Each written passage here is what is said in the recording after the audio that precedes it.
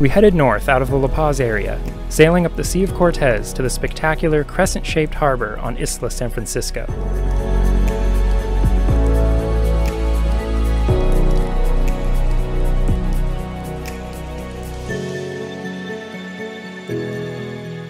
A precarious hiking trail leads along the ridgeline, looking over the anchorage and the rest of the uninhabited island.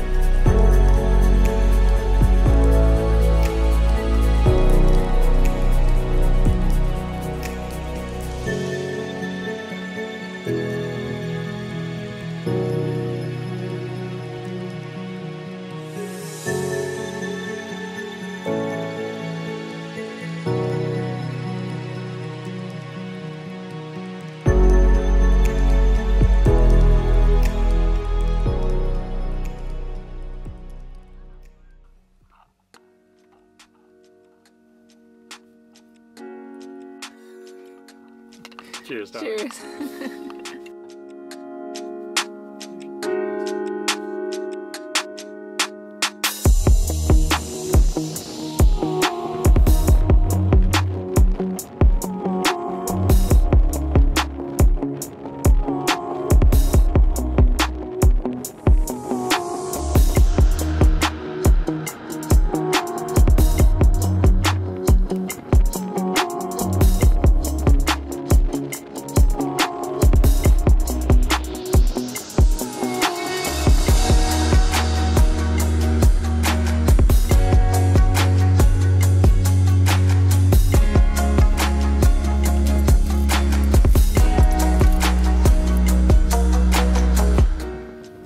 We continued north, sometimes pushing hard into the relentless north wind and steep short waves.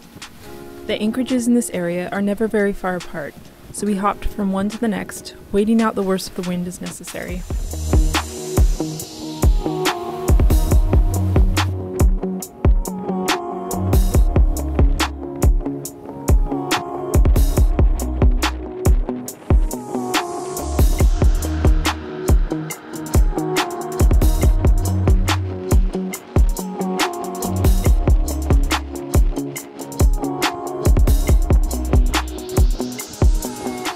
Our plan was to reach Puerto Escondido, the harbor for the quaint town of Loreto, about 70 nautical miles up the Gulf. We took the journey in stages, stopping to see the sights along the way.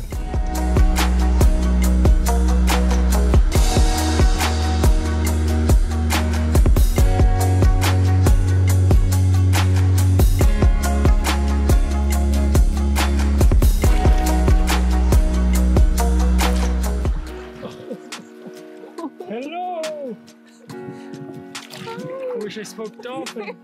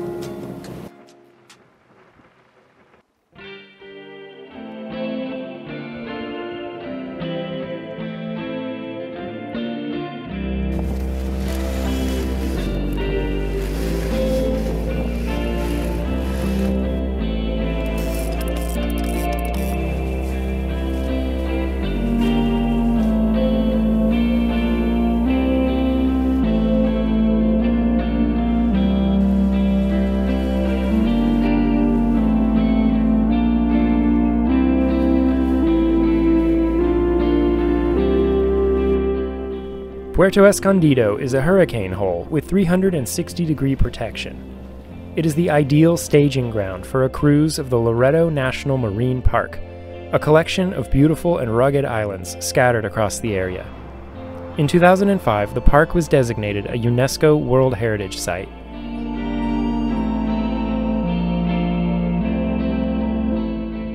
The harbor is also conveniently close to an airport, and our friend Peter flew in for a bit of the good life.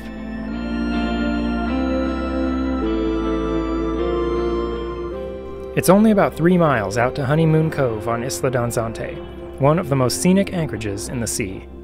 The cruising guide showed hiking trails from the beach, so we scrambled up the hillside on what we thought might be a trail. The view across the straits to the mountain range beyond was certainly worth the climb.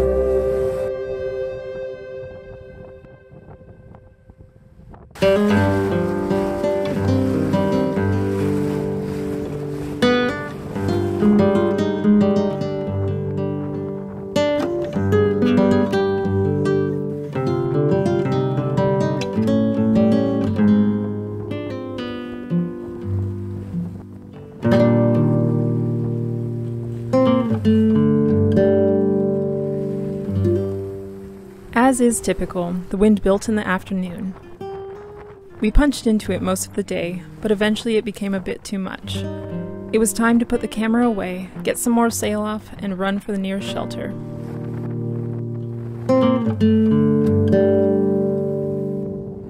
The next day, the wind was much calmer, and we had no trouble reaching our destination on Isla Carmen.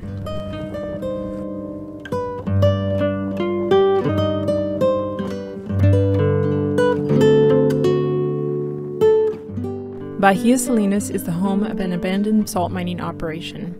A hunting lodge is the only building still in use today.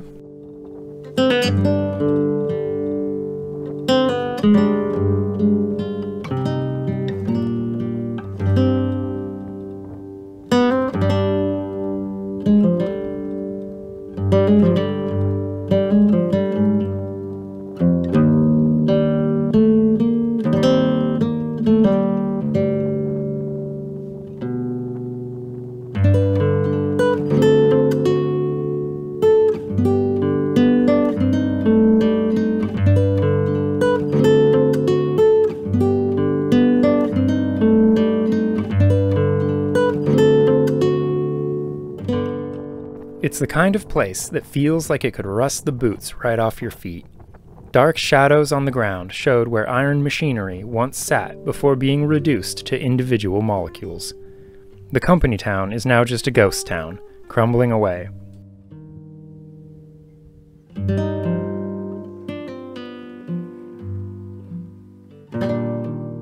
Dishware still sits on sagging shelves, and the pencil notations can still be read in the company ledger, laying in a room with no roof.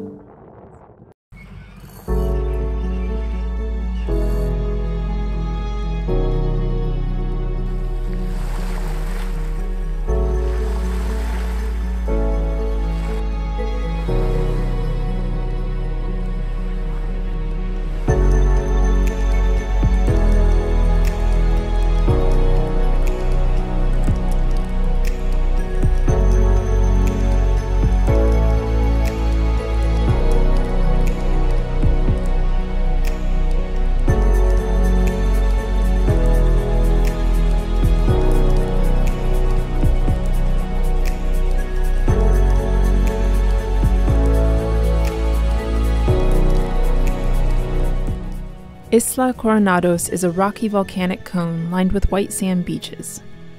On the south end of the island, we found good protection.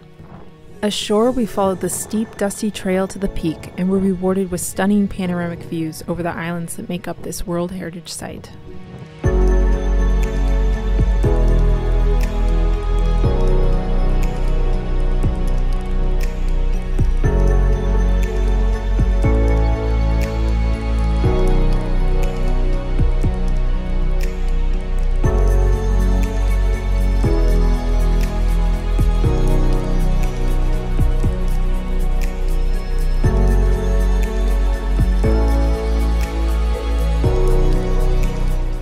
The north wind that had challenged us for weeks was suddenly absent when we wanted to head back south, and we ended up motoring most of the way back down to Isla Danzante, anchoring in a flat calm in a new cove.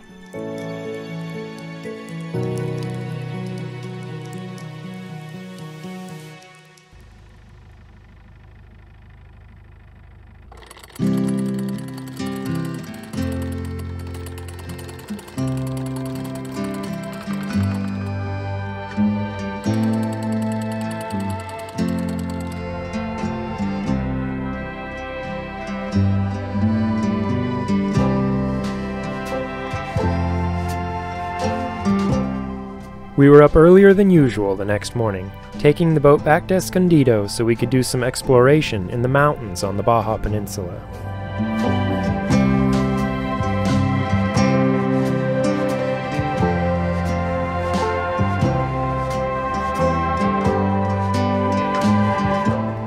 San Javier is one of the oldest missions in the Pacific, founded in 1699. The existing church was finished in 1758 and is one of the best preserved early missions. It is placed in a river oasis high in the mountains.